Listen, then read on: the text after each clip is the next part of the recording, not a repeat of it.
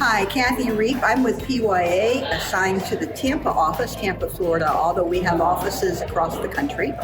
I did a presentation today, I wish you had been there, on Hospital Finance 101.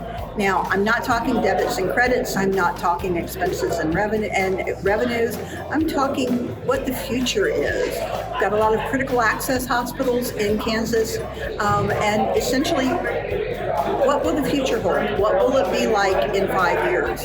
We've got the Medicare Trust Fund is in jeopardy. Got 5 years left unless there is legislation to preserve it.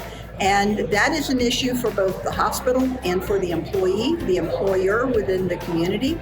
So it's something that we have to take a look at, we have to monitor, we have to see what's happening. We've also got to focus on our quality, the quality of care that we provide, because that ultimately has an impact on your reimbursement.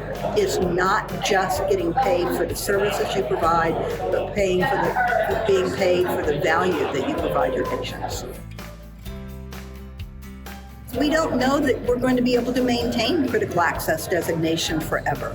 Will they change the rules? Will they change the distance? We actually heard a rumor recently, someone said, are they really changing the mileage? Well, no, they aren't right now, but what if they did? Would you still be a critical access hospital?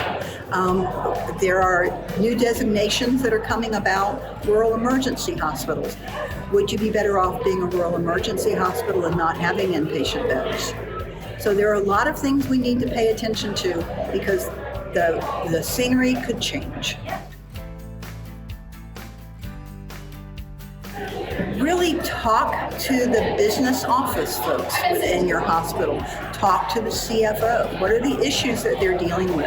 What changes are being proposed both from a regulatory perspective and legislatively to impact hospitals? There are a lot of issues on the table to maintain the trust fund. We're essentially going to have legislation, and it could be damaging to a lot of providers.